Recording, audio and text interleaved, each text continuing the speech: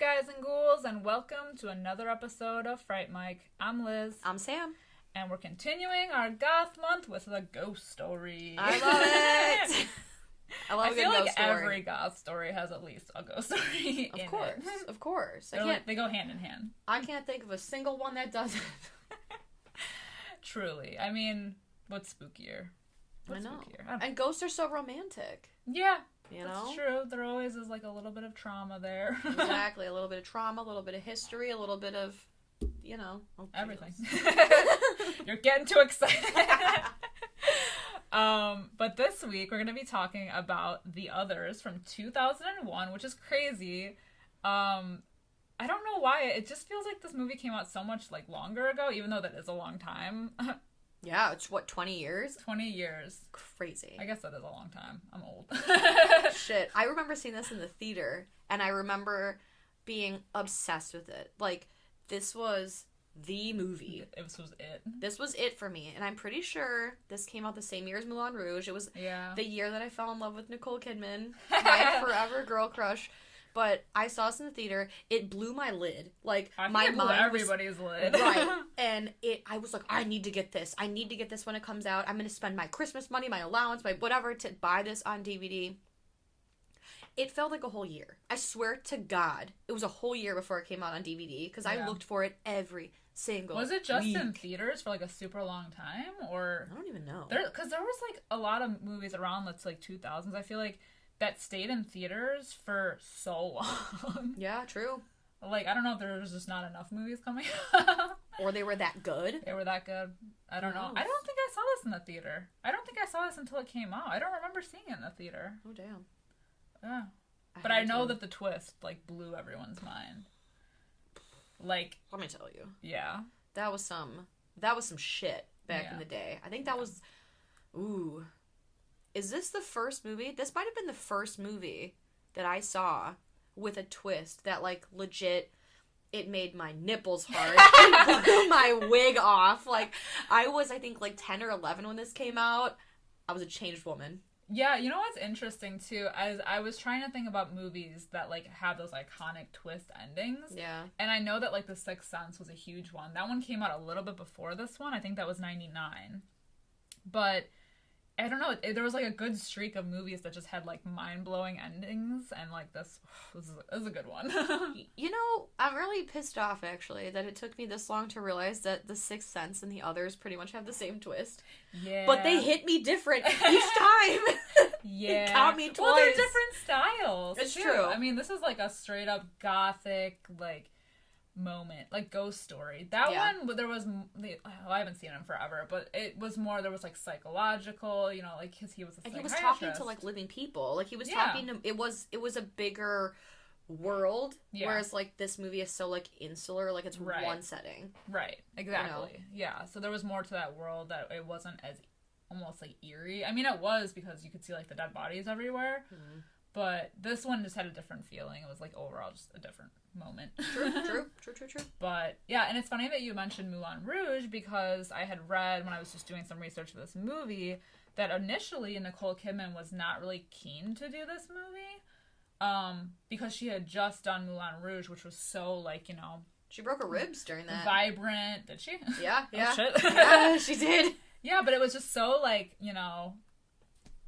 it was a full musical, of life. Yeah, like full of life, like just vibrant, and this is just so dark, and she just wasn't sure if she was willing to like kind of make that, or able to make that transition so soon.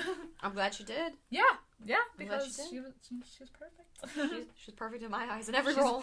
She's in fucking everything, this woman. Even now. I know. She is in everything. She is a working actress. She's just doing the most. I love She's doing her. it all. I would climb inside of her skin and just wear it around. I thought you were going to say her stomach and be her own child. I would do that too. I mean, you're pale enough. That's We're both true. pale enough. Shit. I feel like we look pretty similar. Except she's your real mom. We look similar, except I look nothing like her, except the skin color, and I'm half her height. I mean, and twice her weight. Whatever. No. She is so thin. She is really so thin. Skeletal. She hasn't even aged a day. You know, when I was rewatching this movie, I was like, God damn, this was 20 years ago. You would not even know. No, absolutely not. Not even know. Because what's the last thing she was in? What, The Undoing? I think so, yeah. That HBO show? Yeah. Yeah. You can't even tell. Isn't she in, like, another show now? I think so. Too? Yeah. She's in, like, a million things. She's in everything. But yeah, she hasn't aged a day. Yeah. You love to see it. Yeah. But yeah, so I don't really have a memory of, like, the first time I saw this movie, but boy, when I did. Right? Goddamn. Blew your mind. Yeah. People were talking about this ending for so long. Oh. Yeah. Yeah, but, so the movie came out in 2001, like I said. Currently has a 7.6 out of 10 on IMDb, which is high. It's high. For a horror movie. Yeah. We're usually on, like, the 6 and below spectrum here. I know. It's very rare we break that 6 barrier. Yeah. But it does have an 83% on Rotten Tomatoes as well. So it just goes to show how well it's received. Yes. Has been. Still is. The story is great. The casting is great. I feel like the girl who plays her daughter looks like it could be her daughter. Like, I 100% believe that. They're so cute, those kids. I know. However, they are kind of brats. Dude, she's a dick, that little girl. Yeah. She's a dick. Yeah, they are, they're something. Yeah. But I guess if you're cooped up like that, you know. Right, you can't leave your house, your mom is batshit crazy. Your Essentially, this movie is all of us in 2020. Absolutely. Shut-in city. We drew the curtains, we were closing doors, we didn't trust anyone. That's true. We were all hearing things by that point. And I was convinced that there were ghosts in my house. Turns out I've been dead inside for years. Yes. This is my story. I thought I would feel something. Turns out I didn't. No, I felt nothing. It's just like they said. I woke up one day and realized the light behind my eyes was gone. The flicker of the candle. Yes. Had been smothered. Absolutely. No oxygen. Yeah. You know, I don't think those kids have been in anything else but this movie. I believe I don't think I've seen them in anything else. I mean... And if I did, I didn't know. Yeah. You know? I didn't know. Yeah. It's crazy, but, yeah. No, Nicole Kidman makes up more than that. Yeah, that's true. Well, the only person in this movie that I recognize other than Nicole Kidman is her husband, which is Christopher Eccleston. Yes. Yeah. Yes. Yeah. And he was... I don't watch Doctor Who, but I know he was in Doctor Who. Was he in Harry Potter? I didn't really watch Harry Potter that much either. Maybe not. Know. Maybe. Oh no, David Tennant was in. Oh yeah, he was in Harry Potter. Okay. Well, I know Christopher Eccleston, so. He was in Doctor Who and Mama Stark.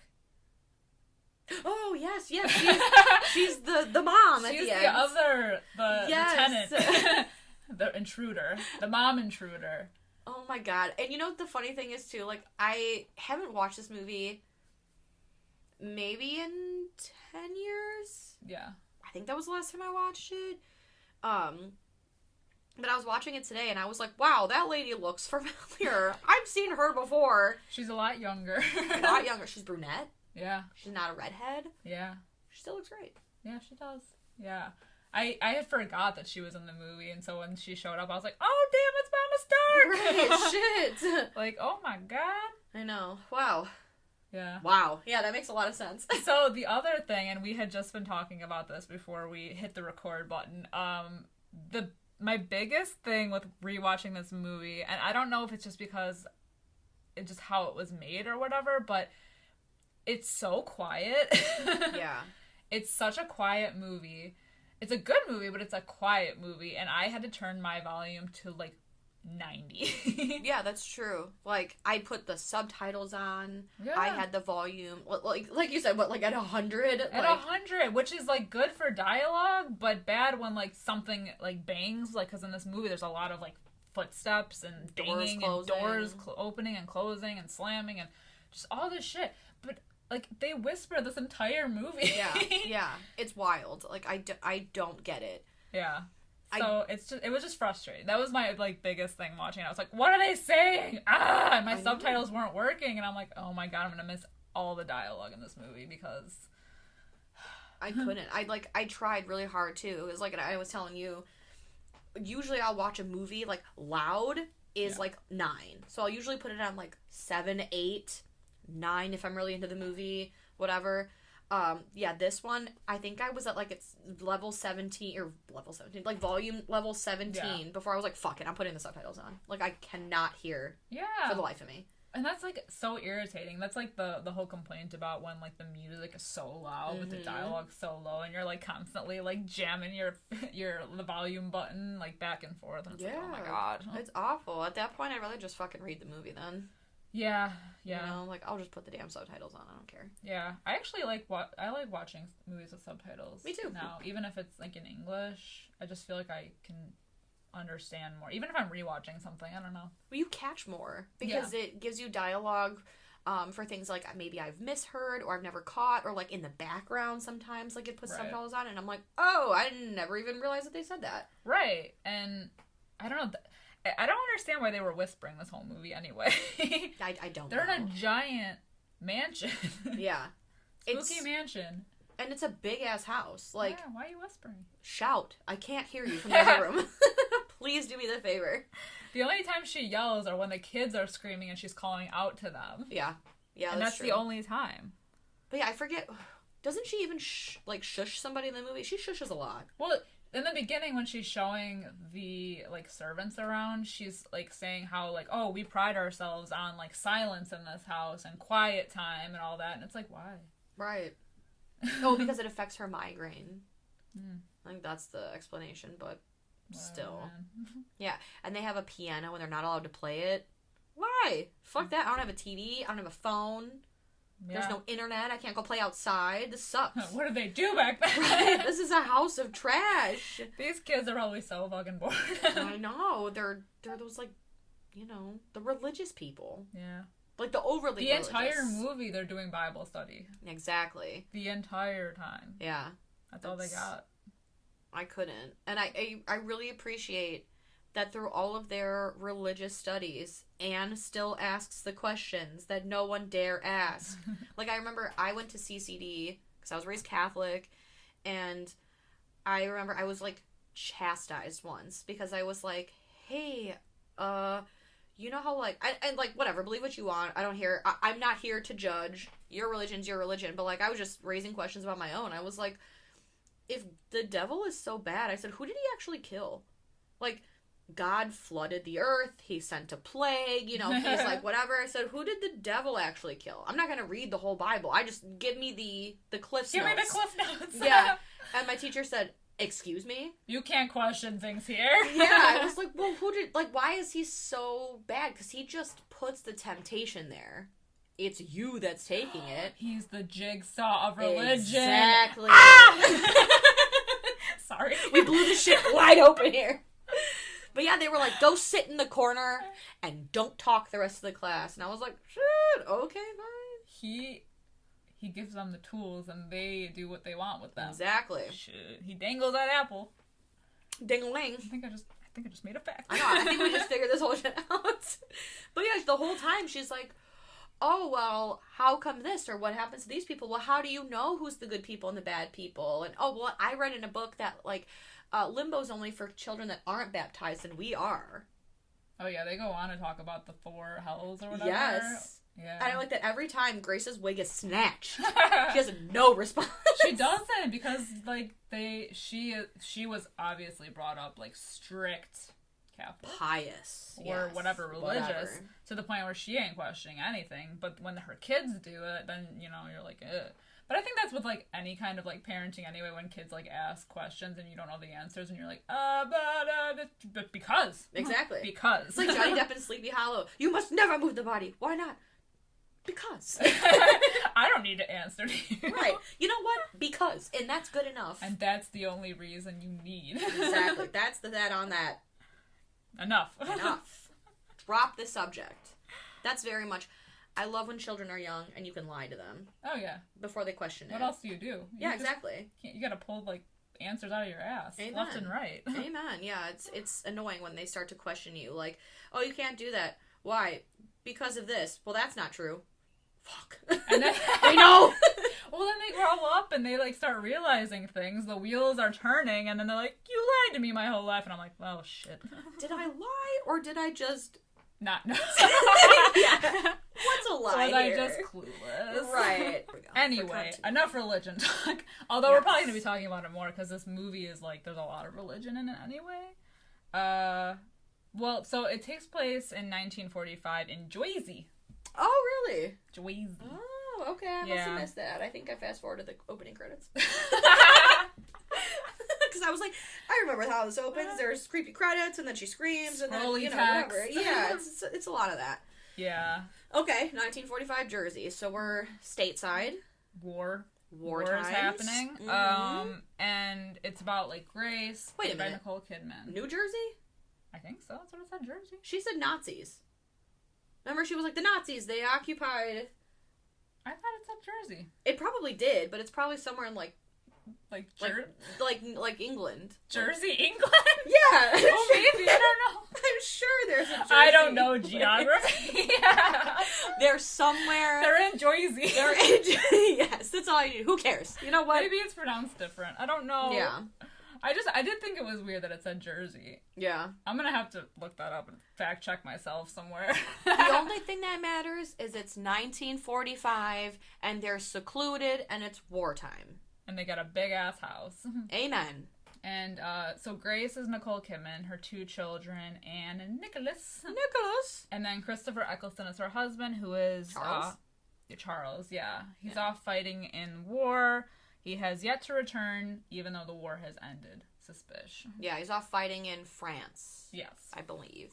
Yeah, but they live in a big-ass house for 3 people. Yeah. Well, 4 people, I guess. The movie wakes up... I mean, like, the movie literally wakes up, like, after the credits are so calming. Oh, yeah. And it's even, like, her voiceover. She's like, children, calm down. I'm going to tell you a story.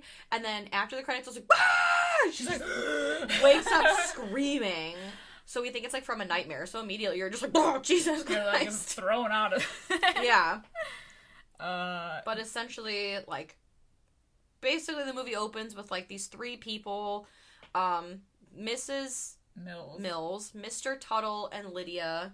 They have supposedly answered an ad in the paper, although they don't necessarily say it.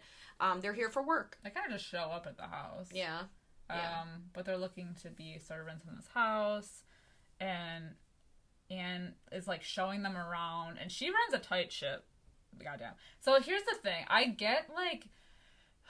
She's kind of a bitch in this movie. Oh, yeah, true, yeah. Like, she's like, very type A. Huge bitch. But also, like, at parts I felt bad for her. Because she's, like, dealing with a lot with his husband not being around. And it's kind of like, okay, like, why isn't he back? I mean, we don't know if he's dead or not. But, like...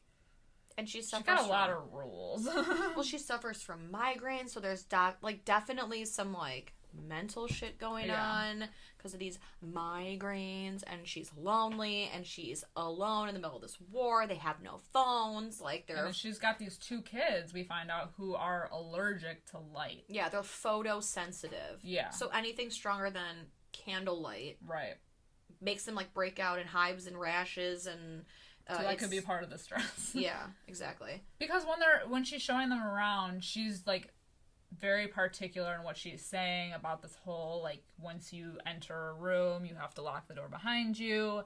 In order to open another door, the curtains have to be drawn. She's got all these rules. All the curtains have to be drawn at all times because these kids literally cannot, like, be in any kind of light that's not a candlelight. You know? Exactly. So it's just a lot. Yeah, it's a lot. And then she even says the thing like, oh, we have a piano. It came with the house. They're not allowed to play it because I have migraines. Yeah. But the thing that she says that's suspicious that even they're, like, weirded out about is the fact that she had said that they're, like, old servants just, like, up and left one night. Yeah. In the middle of the night, they said they weren't going to leave, and then they did. And didn't collect their wages. Exactly. They just poof, up and vanished. Yeah. So she's like, the house has been neglected. Yeah. And we find out Lydia is the younger girl, and she doesn't speak. She is a mute, and we find out later she also cannot write. So she just, like, she don't talk. She has no answers. And then they of course, like, they meet the children, and they're like, oh, yeah, these are your new... I don't even know what to call them. Like, I don't want to. Like, the help is derogatory. Servants is derogatory. Well, but they they're call here. them They're like servants. Right. They're like They're housekeepers. Like, yeah. Groundskeepers. Well, because like Mr. Tuttle is like the gardener. She yeah. is literally like, okay, the garden's that way. Bye. Yeah, literally. I don't know. Fuck off. There's tools over there. Yeah, I don't know what Lydia does, but Mrs. Mills is like the cook, the cleaner, she calls them servants, but that was like the thing, I guess, at the time. There like in Jersey, but yeah, exactly. But yeah, essentially she is like the nanny because she has to explain to Mrs. Mills separately like all these things, and then she calls her out because it turns out that her whole ad that she had sent out in the paper never actually got sent out in the mail. So she was like, "Well, how did you?" Yeah, why are you here? Why are you here? How did you know to come here if you didn't see my ad? And they said, we were going to tell you about that. We used to work here. Like, this was years ago. You weren't here. You don't know. But we used to work here, and we love the house. And she was like, seems legit. Okay. Yeah. I'll get you some keys in the morning. No questions asked. No. Super easy. We also find out, so, like, Anne is talking to, I think it's talking to Nicholas, but, like, Mrs. Mills is in the room, and she's like, remember that time that Mom went mad? And Nicholas was like, no, she didn't! Stop it! No, she fucking didn't. And she's like, no, she did, though. She low-key did. And, Mrs. Mills is just kind of like, okay. Yeah. So, we're getting kind of, like, hints snippets here and there, of, like, weird things that are happening around the house, which is cool. Because it's, like, it gives it something extra just beyond this, like, story, like, the overall story. It's like you get little hints of, like, strange things that are happening, because they are weird. She is a weird person, Grace. Yeah, oh yeah, for like, sure. She's running a tight ship, but there's definitely, like, something off about her. She's, like, and she's so good at this, Nicole Kidman, like, she's good at, like, looking stoic, but you could just tell that she's just, like, got all these emotions, like, stirring inside of her, and she puts on, like, a face this entire movie until, like, shit really starts going down. Right, like, she's calm, but her eyes, they're crazy. She's unhinged, man. Yeah. You don't fuck with a bitch like that. Yeah. Then that's when she starts in on, like, the religion and the school lessons, and her daughter starts questioning everything, and she does not like that. Yeah, they, like, talk about the four hells, because she said, like, they read the story about where these children said to the Romans that they do believe in Christ, and then they were killed for it, and Anne said they were dumb because she would have lied, and in her heart she would have believed in God, but she would have denied it to save her life. And that's when Grace said, well, you know what happens to kids that lie? They go to the kid limbo. And that's one of the four hells. And then that's what basically, like, Anne questions later. She's like, no, I read in a book that doesn't even exist for kids that aren't baptized, and I was baptized. Which then, like, at the end of the movie with everything that happens, like... Yeah. Are they in a limbo? Are they not in a limbo? Does it not matter if you're baptized? I feel like essentially, if you're a ghost, you are in limbo. Right. I mean, there's, like, look at Poltergeist, when all of the, like, spirits, like, Tangina says, they're all waiting because they're lost. Yeah. So ghosts are just kind of free roaming until they find a way. Right. But like, I always, in my understanding, or, like, there's no understanding. Like, we can't prove any of this shit, really. Right. But, like... I like how we're trying to, like... I know. Like school everyone on this, and this is, right. like, not a thing. Like, I don't know what fucking happens. I don't know. We're not credible sources. Right. Don't look me up. But, like... I thought if you're a ghost and you're in limbo, once you've, like, made peace, because most of them, like, they're just souls who are lost, or, like, don't know that they're dead, or whatever. They're in denial. And then once they come to terms with it, it's like they can rest. Like, we talked about it with the Headless Horseman. Once he gets his head back and his shit's all together, he's resting. Good. And, in Crimson Peak, it's like, it seemed like once the ghosts were... Like, or at least, like, with Tom Hiddleston at the end. Right. Like, we talked about, like... redemption. Right. So then was he at peace? I mean, the three of them know at the end of the movie that they're dead. Yeah. spoilers. But they're still in the house. Yeah. Yeah, if you're listening to this and you don't know, like, I'm sorry. I'm not sorry. It's been out 20 years. It's fine. It's literally 20 years old. It's like fucking spoiling the season 1 Game of Thrones. Ugh. Bitch, you been new. Okay? People that still get mad, I can't. I know. You can't be mad. We waited 20 years. You've had so many opportunities. Exactly. But no, it does beg the question, which we can get to when we get to the ending, about, like, all the things that go on throughout the movie that are, like, kind of in question, which I do have some questions, so, you know. Yeah. But, yeah, the kids are acting up during the lesson, and she, like, separates them on, like, literally opposite ends of this giant house. Yeah, she said, you go that way, you stay in here. You go to that wing. Right, exactly. So while they are studying apart, Grace hears a child crying, and she's like, oh my god, my son who's a pussy, it's him, and goes running to him, but he's like, what? And she's like, oh, well, you were crying. And he's like, no, I wasn't. So she's like, oh, it was your sister. Runs to that room. And she's like, I'm not done yet with the lesson. And she's like, no, you were crying. She's like, no, I wasn't. Like, the fuck? We just talk about the fact that Nicole Kidman did a lot of cardio in this movie. She did. She was running around this house frantically the entire movie. It's no wonder she's so thin. Right? It makes sense now. It all makes sense. So this is when we first find out that there's someone else in the house. Yeah, Anne says that the noise that was being made, the crying noise, was a boy who was in the house, a ghost boy, and his name is Victor. And he opens and closes doors too.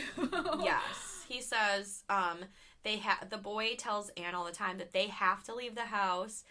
Victor's father is a pianist, and his family's viewing the house to purchase it. And like, basically Grace is like, that's bullshit. You need to stop lying, because I was just out there, and how is that door locked if there was... And she, like, turns around and the door's unlocked, and she's like... And then she yells at the servants or the housekeeper, whatever. Yeah. She yells at the people. Right. She's like, I fucking told you. She did. She blames them a lot for a lot of shit. And they, like, for some reason put up with this knowing what's going on in this house, but they put up with a lot, which, like, makes me... It's part of my questioning of the whole, like, why did they let this go on for so long? I feel like they have to... It's kind of like... Ooh, and I don't even want to spoil that movie, but it's kind of like the skeleton key mentality. Like, it doesn't work unless you believe it, kind of thing. So, like, they have to stick around long enough and take her shit long enough until she's in a state to believe. Yeah. That would be the only thing that would make sense, because even in the end, they're like, you know, we had to make you understand of, like, what was going on. And it just, but in the moment, I was like, you know, after rewatching and knowing the ending, I was like, why are they, you know, playing this whole thing out for so long? Exactly. The abuse. I won't take it. Yeah, I feel like they could have showed up and been like, look. Right. You know. But can you imagine, like, what if one day 3 people showed up at your door and they were like, hi, we're here to work. Also, you are dead. I feel like, here's my proof. Here's my PowerPoint presentation. Right. I'm going to lay this out for you. Right. I'd be like, okay. I feel like Brendan Fraser in Bedazzled. He's like, I think someone said too many martinis. You're like, you're fucking, okay, yeah, I'm dead, okay. But it is. It's so weird. Yeah. They let it play out for a really long time. They let things escalate a lot. Right. Right. And, like, I mean, I do like the way, because obviously, like, it's a twist ending. So, like, the way that they set it up is, like, these 3 people, they're #up to no good, and they seem like they're doing some real shady shit until the end, where it's like, oh, this was all... Yeah, because we're focused so much on them and what they could possibly be doing to, like, make these things happen around the house, but in the end we find out it's, like, the opposite. Exactly. They're just rolling with it. They're just literally just there, you know, doing their thing, but, yeah. And then that night is, like, one of the creepier scenes, I think, in the movie, among many, but a good one, because it's, like, with the 2 kids and they're sleeping, and it's like, what is it? The curtains keep opening. Yeah. And Anne keeps saying that it's Victor that's opening them, and he's, like, demanding that they get out of his bed and everything, and it's a good scene too, because it's like everything that happens in this movie, the way it's, like, set up, or the way that we see it, it is definitely believable. Like, Anne wakes up. We see the curtains open behind her. It's still nighttime. And she's like, Victor, you need to cut that shit out. Yeah. And, because she's, like, the older sister, she's constantly teasing her little brother. And when she gets up to close the curtains, we see a figure that definitely could be Anne. Right. Opening the back up. And she's like, stop it. And then we hear... Because we're seeing it from the viewpoint, like, the camera's on Nicholas, who's turned away from them, but we just see, like... And then we hear the footprints. Ugh. Yes. And, like, the voice of, quote-unquote Victor sounds like it could be Anne. Right. Doing, like, a boy's voice. And, she says to Victor, she's like, oh, well, why don't you touch Nicholas's cheek? And all we don't see Anne in the shot. We just see, like, a hand. Right. A non-distinct kid hand. Yeah. Touch, Nicholas, and he freaks out. So it's, like, it very well could be, like... We're all suspicious of this shit going on. Right. Plus, that whole scene actually kind of reminds me of, like, The Conjuring, when they're like, look, it's standing over there. Because doesn't she say, like, yes. Nicholas, look, he's standing right there. And he's like, nope. Like, he's all of us. Like, no, right. don't look. If I don't see it, it's not real. Oh, my God. Like, right. What I can't see won't hurt me. What I can't see won't scare me. Well, exactly. it does anyway, but shit. Fuck. So, of course, Nicole Kidman comes in, and she's like, what the fuck? And she's like, she's pissed. So she blames Anne and punishes her. And while being punished, like, the next day, Grace is basically reading, like, all these, like, Bible stories and shit. And Grace tells her, okay, well, now that you're done reading that, you should ask the Virgin for forgiveness. And Anne's like, I'm not doing that. Right. And Grace is like, no, you have to. Because remember what I said about lying children and bad children, you're going to go to limbo. And this is where Anne says, well, I fucking read somewhere that that's only for unbaptized kids. And Nicole Kidman She's literally just... End scene. Yeah. What do you say to that? How do you... You don't. That's when you start making up more shit. That's the when lies you put... on top of lies on top. Amen. This is how people get through life. That's when I would put that kid in a cage and be like, shut up. Parenting 101. Cages everywhere. Normalize caging your children until they don't sass you back. Oh my God. Yeah. But this is when, like, Grace starts to hear the footsteps in the house because she's, like, sitting there, like, knitting and all pissed. Like, she always is. She's just so angry this whole movie. Mm-hmm. Because she's like, because she goes to Mrs. Mills and is like, tell Lydia to stop stomping around. She doesn't need to clean aggressively.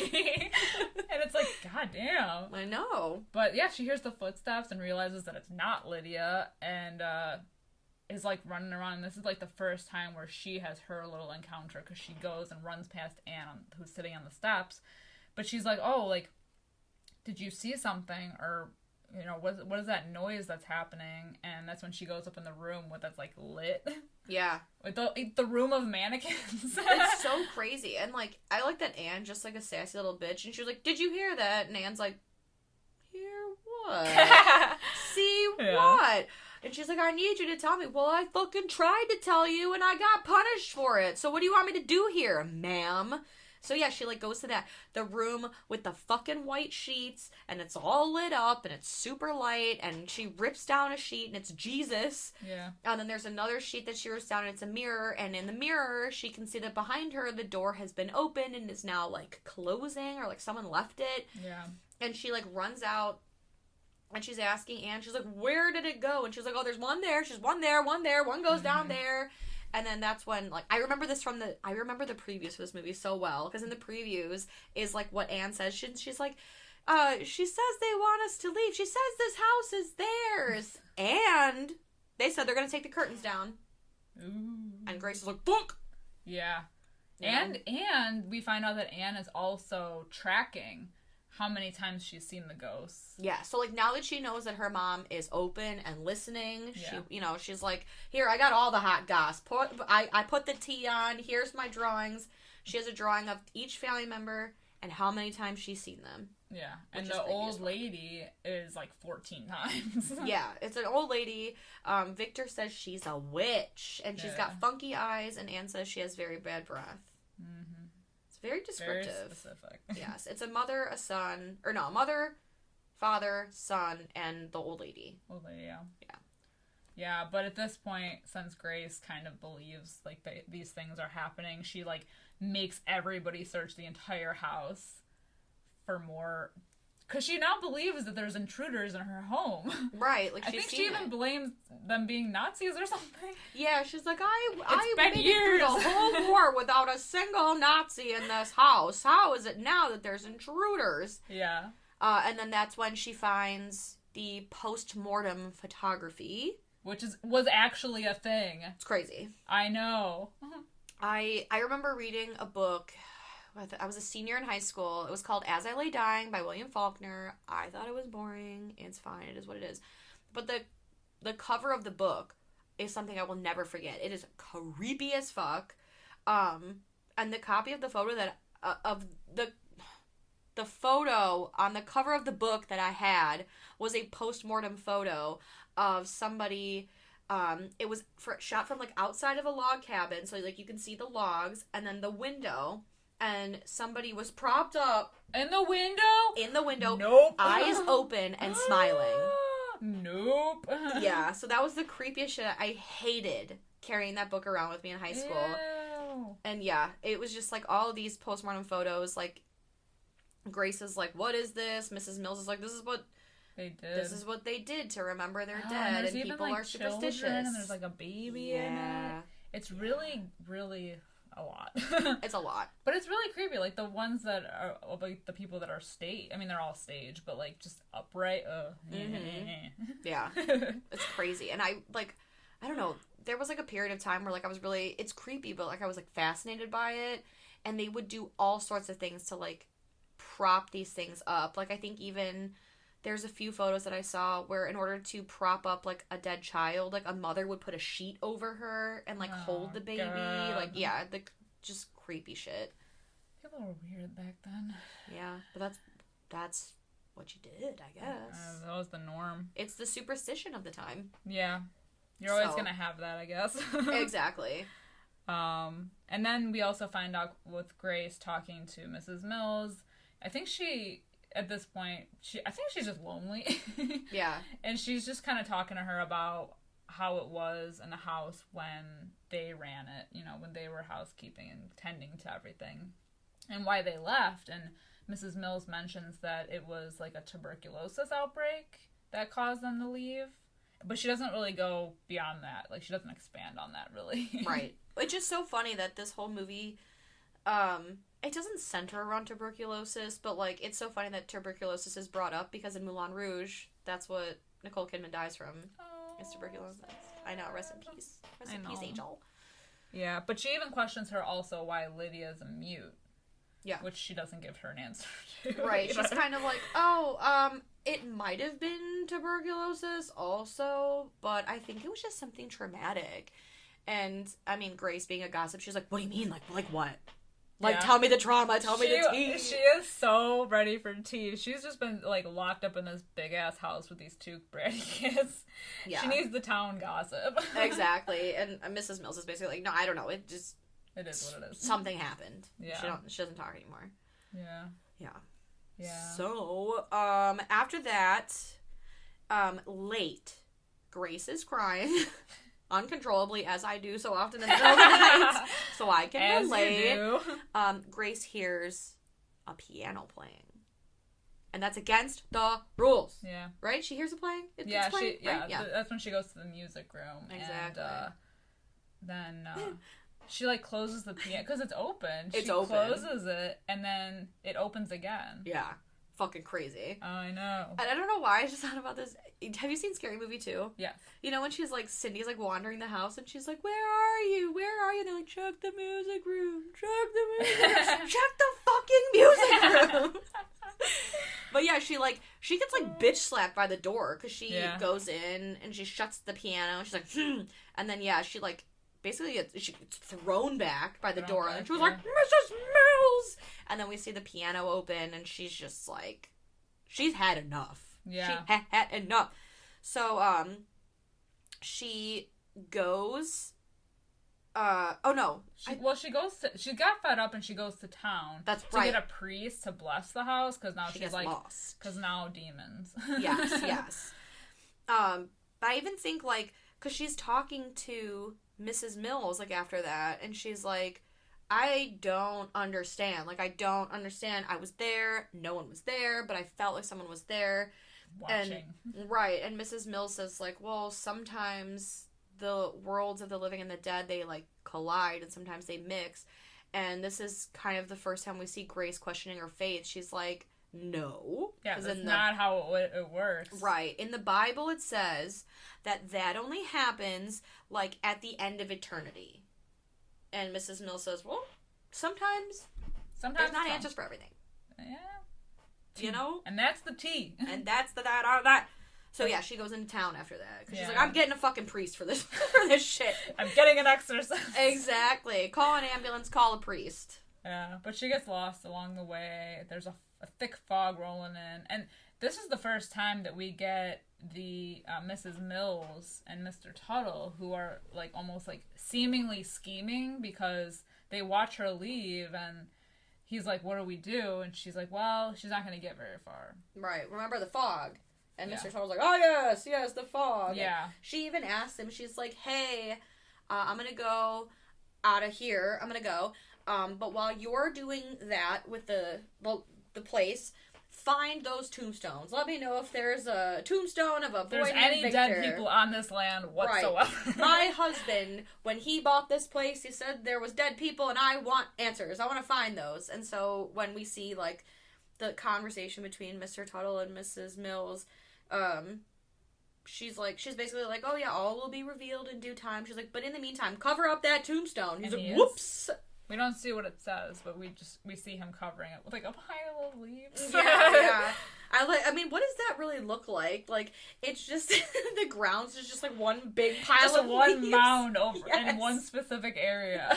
And he's like, don't look over there. That's just leaves. A good wind will take care of that. Of course, like a good toupee, you know. Just... So Grace gets lost in the fog and just stumbles upon her missing husband. Who's, like, dazed and confused. Yeah, he's a little out of it. But she has him come back home, and they kind of take care of him, but he's a little shook. He, like, stays in bed, doesn't eat, barely talks, really. Right, he just, like... he just lays there, like... a little shell-shocked, I don't know. And she tries to, like, ask him questions, because, you know, he's been gone. She's like, where have you been? You know, war's over. Right. What the hell? He's just kind of like, I've been out and away. Living, man. I'm here now. Yeah. So it's like super weird. Like, yeah, he doesn't join them for any activities. Yeah. He just lays in bed. Yeah, and then randomly it's like it's Anne's communion.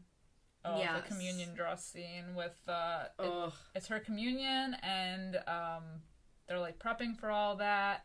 And we get the like iconic when she's like playing with the like puppet. The puppet. Yeah. Oh. The old lady hand. The most spoof thing about this movie. Absolutely. This was obviously this was like the big trailer moment too, where she's like, where's my daughter? What have you done with my daughter? And then this like creepy old lady, like her hand is gross enough, but then it's like her face under the veil with the dead eyes that you can see, and it's just like an old fucking face, but it's Anne's voice. Yeah. And it's that, like, you know, the classic line, like, are you mad? I am your daughter. And she's like, like fucking choking the shit out of her. Yeah, but then that's also when we learn that there was another incident that happened, because the dad, before he, like, you know, leaves, he's like, you know, Anne told me about what happened last week, and you had some kind of incident. Right, the incident. And that's, like, the thing that, you know, that's the unspoken thing that they keep bringing up, but we don't know anything about it. All we know is Grace went mad, but we don't know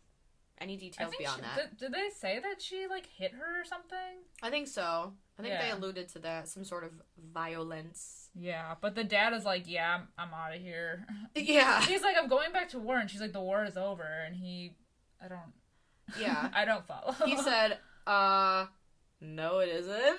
Yeah. Like, he has no good excuse. But this scene was sad, because she's like, you can't leave me, like, this is why you left in the first place, like, your place was here, with our family, but I wasn't enough for you, and like blah blah blah, and it's really and that's when I feel sad. bad for her. Like, she's a bitch throughout this entire movie for the most part, but yeah, it is sad. Yeah, because she's just like super. It's emotional because now you can kind of see why she is the way she is, because she's lonely. She's been raising these kids and like tending to this house, this gigantic manor that they live on.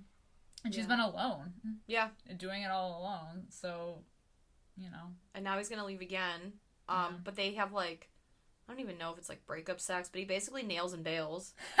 You know, because she wakes up and he's gone. Yeah. She rushes to the gate, but then she hears screaming from inside because the children have woken up. It's daylight, and the curtains are gone. All the curtains in the entire house are gone. She also questions the servants, like, what did you do to the curtains? Right. She's like, I fucking know you did some shit. You're trying to kill my children.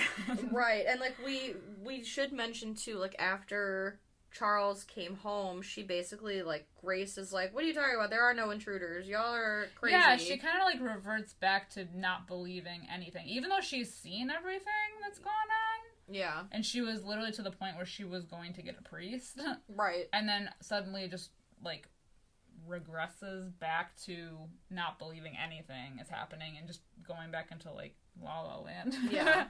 Then like even we see another like side convo of like Lydia and the other two of them saying like, oh, I think the mom's gonna need a little bit more convincing, and you know like what about, do you think the dad will be a problem? And they're basically like, nah, he doesn't even know where he is, you know, before he leaves. So it's like more side chatter. So when she does like eventually kick them out and she's like, I know what you're doing.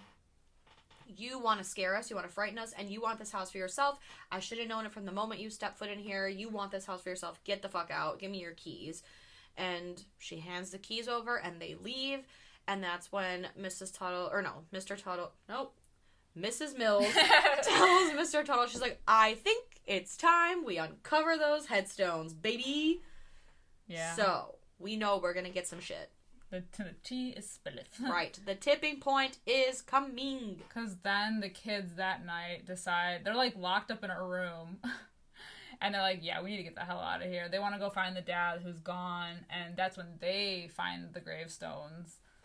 And it's so creepy. That scene is so creepy because so they read it. And we finally learn that the names on the gravestones are the servants. Yes. Mrs. Mills, Mr. Tuttle, Lydia. Like, yeah, and then when they're like, so they're in this like, they're like, it almost looks like a field, but we can see the servants behind Nicholas, creepy. And it almost looks like they're floating. Yes. Oh, so cool! It's such a cool shot. It's so they're creepy. just like slowly floating towards them almost. That was a scene that stuck with me for so long after I saw this in the theater. Like, it is something that when I think of this movie, it's like one of the three things that I think of visually. It's like her in the costume, them, you know, doing the creepy thing, and then the old lady at the seance. Those are like the three images that come to my head when I think of this movie.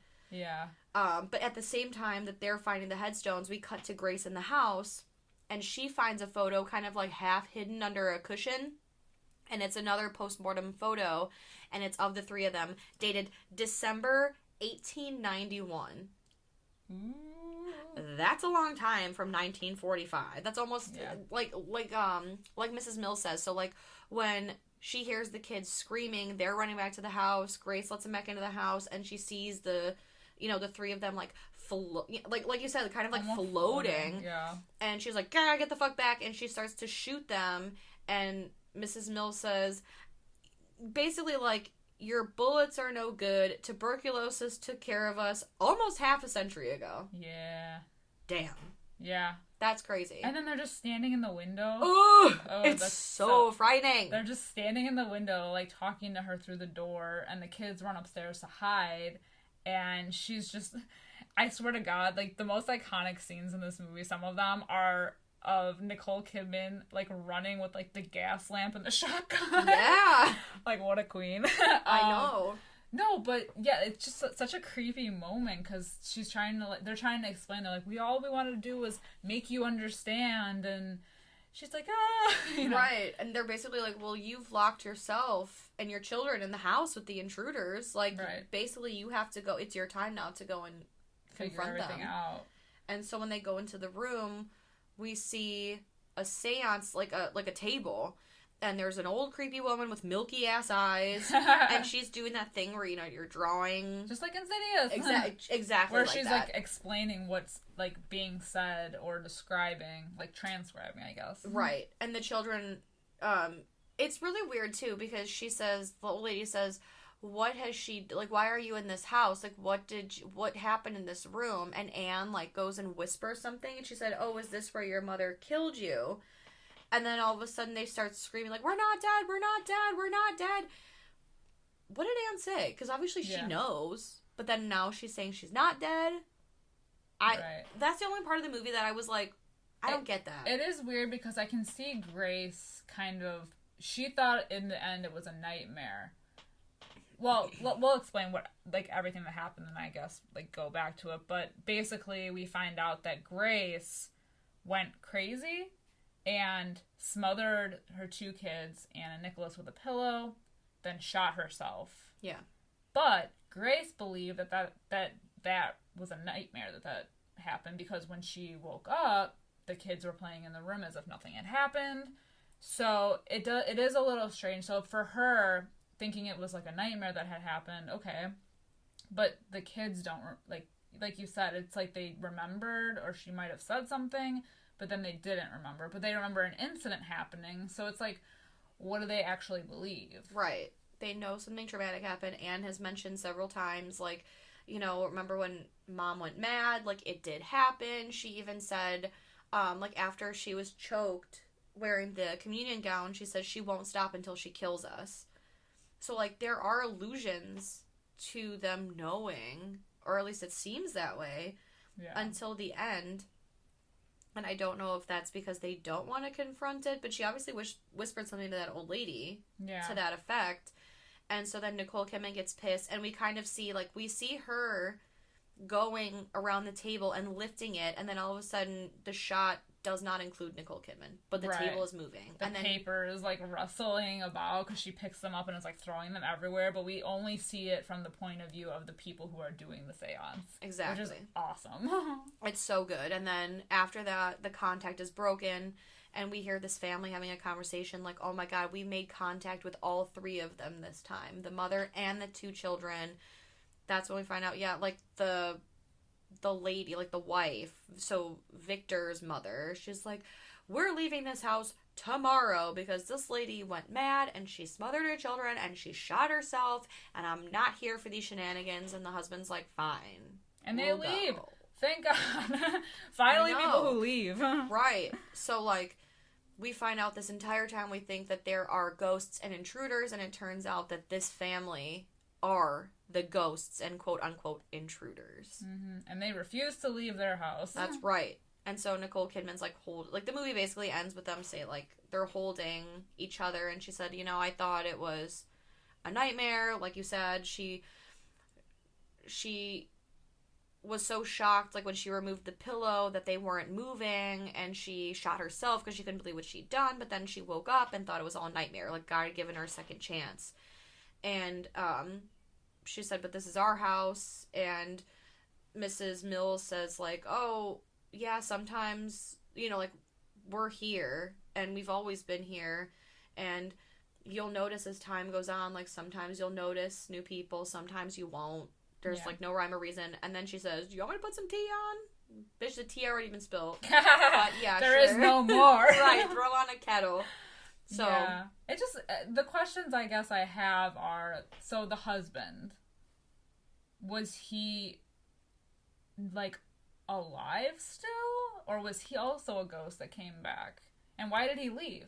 Why was he gone? Well, see, that's the thing, because I wonder, and it's all about this, like, limbo versus not limbo, because, like, right before the movie ends, Anne asks Grace, like, so are we in limbo? Like, what is this? And Grace says, I don't know. Like, she has no answers anymore? Yeah, she says, like, I know as much as you do at this point. Like, I have no fucking clue what's going on here. Yeah. I haven't spoken to management yet. But, like, I haven't been given the handbook. But, yeah, it's kind of one of those, like, so now that they've made peace with the fact that they're dead, much like Lydia, Mrs. Mills, Mr. Tuttle, like, they all are aware of the fact that they're dead. So why haven't they moved on? Because when her husband comes, he mentions, like, right before he leaves, like, I just came to say goodbye to you and the kids. So it's like he knew. Mm-hmm. So what I think happened is that she killed the kids, killed herself, the original help left, the husband did come back from war, maybe, and realized they were dead. I don't know why he didn't sell his house, or maybe he was trying, no, he would have been, because that's maybe why there were intruders. Maybe. He did sell the house. Oh, yeah, clearly. Yeah, so that's why people were coming in, and they were wondering why there were other intruders coming into the house. So he came home from war, found out his family died, and then left, and maybe he had some kind of experience where he knew that they were still there in the house as ghosts, but they didn't know that, so that's why he came back to say goodbye. Maybe. Ooh, Maybe. I don't know, but that's, like, the only thing that makes sense, because, like, why would he come back? If, like, he wasn't a ghost, I don't think. Or, like, because I don't know, because when I was younger, I thought, like, oh, well, then he's dead, and in order for him to move on out of this limbo, he had to come back and say goodbye.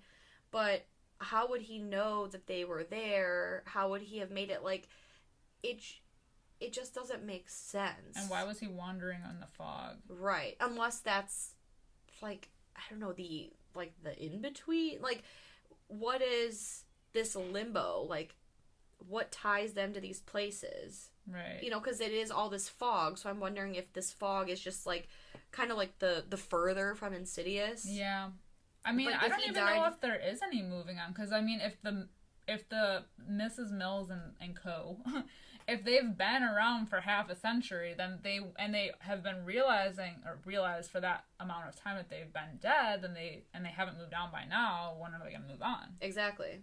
So, like, what is happening exactly? That's what I'm saying. I got questions. No, right. I don't know. It's a good movie, but it does raise a lot of questions, and maybe they don't have exact answers because no one has exact answers. She didn't even have exact answers. Mm-mm. We are the children watching this movie asking questions. Absolutely. Absolutely. And we have no one. It's like being at a job with no boss. No one knows what's happening here. No one knows what's going on. Right, exactly. You know? Yeah. We're just trying to get through our shifts. Honestly.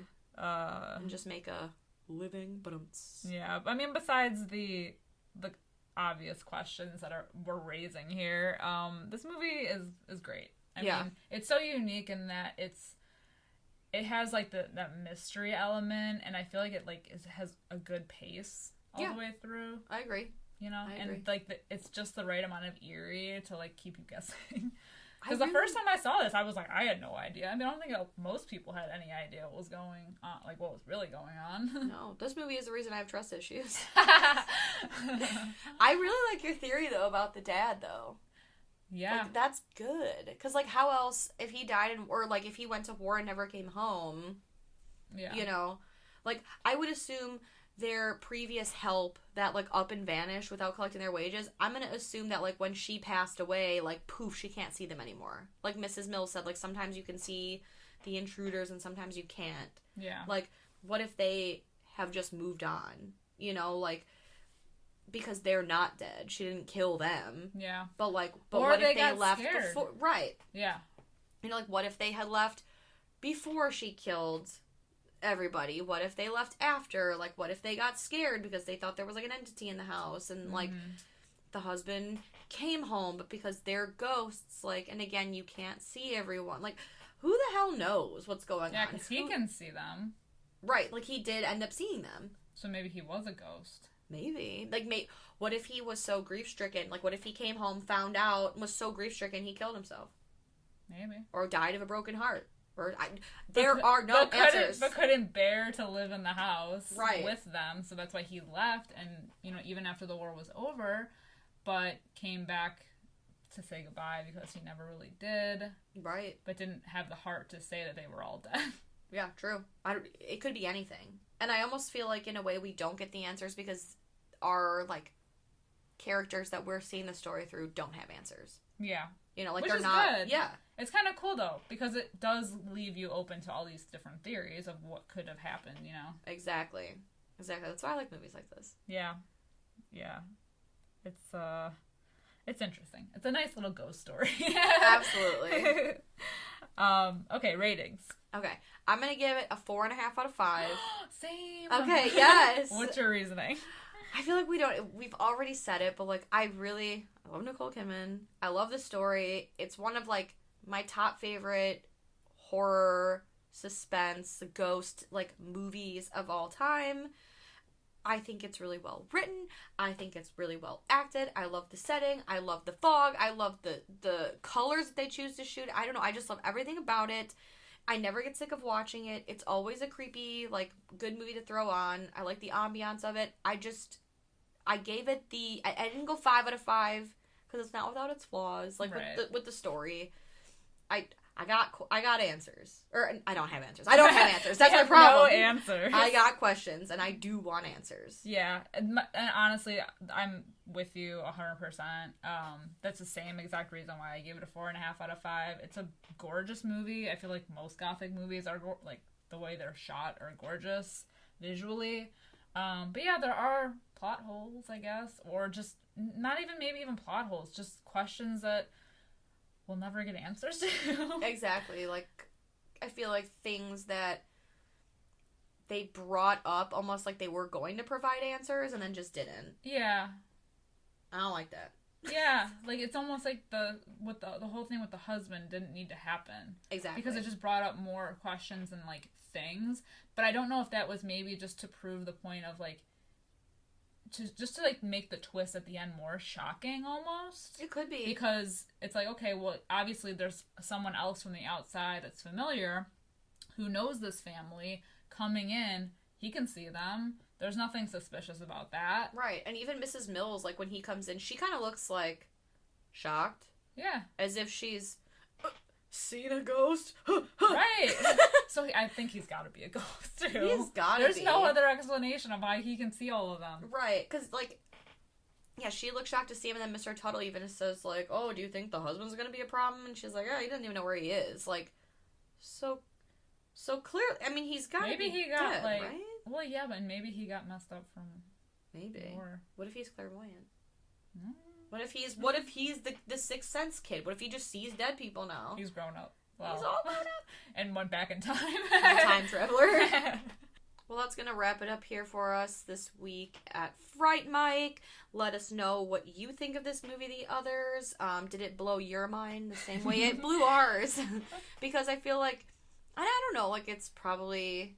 It's okay, here's the thing. I was going to say, like, it's probably because it's from 2001. People don't look at it the same. But because it's, like, a period piece, I feel like it feels like it's from out of time. Like, watching it, I didn't think, like, oh my god, this is a movie from the 2000s. Yeah, that's actually the unique thing I feel like about most, like, period piece type movies is because they're older, like, so much older.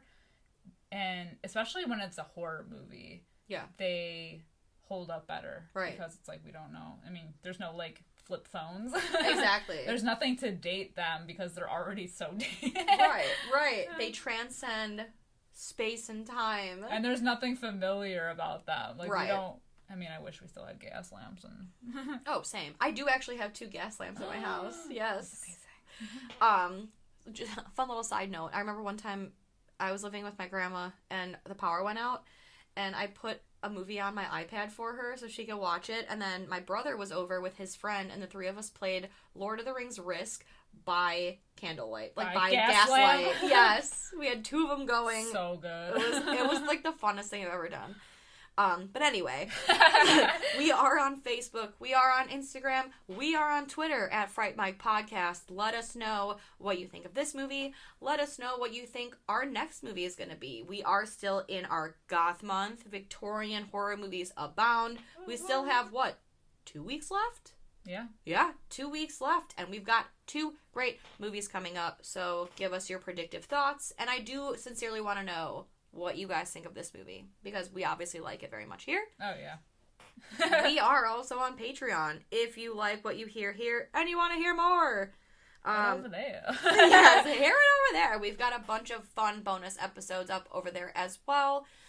We are on patreon.com/FrightMikePodcast. And if you couldn't get enough of us, if you'd like, leave us a 5-star review, leave us a nice fun little comment anywhere that you can, because it does help us get our podcast out there, and we do appreciate it. We just want to spread the love and the fear and have a good time together. The terror. Exactly. Our terror knows no bounds. Yeah. But other than that, I think I'm ready to disappear this week. Yeah, right? Yeah. Until next time, I'm Sam. I'm Liz. Rest in peace.